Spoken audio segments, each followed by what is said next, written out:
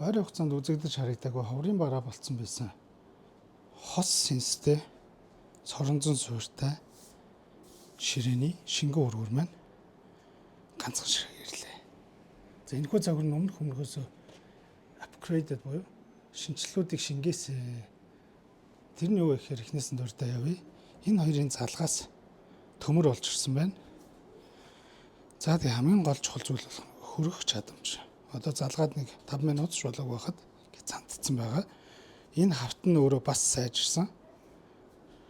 Юугаараа сайжирсан бэ гэхээр нэмгэн болоод хөрөх чадамж, энийгээр жиндүүлэх чадамж нь илүү болцсон гэсэн үг. Хоёрдугаарт гарны брэнд өөрчлөгдөд хийц загвар бас арай өөр үзмжтэй болсон байна. Тэгэхээр энэ гар маань өөрөө сайн байж иж нуглах дээшээ доошо хөдлөх үйлдэл дээр ямар нэгэн хязгааргүй пүрш нь алдаад байхгүй болсон байна. 3 дугаарт энэхүү аржаатар буюу хөргүүрний хэсэг маань RGB гэрэлтэй болоод брэнд нь өөрчлөгдсөн. Түүнчлэн нэмэлтээр одоо энэ холболтыг харж байгаа. Шууд гаднаас тогоо авсан байна.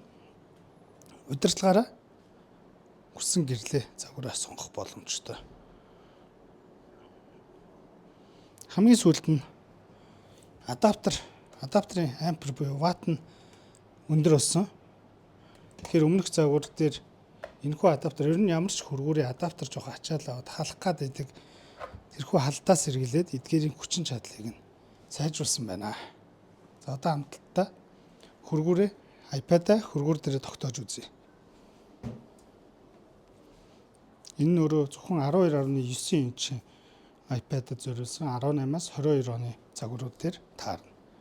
Бидний хувьд ерөөсөө ойртуулаад наагаал болоо. Буцаага тавлаа. Бүр соронцлоо татчихна.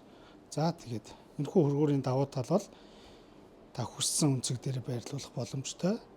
iPad халлах талаар ер нь бодоод ч хэрэггүй яг үнэ хэлэхэд.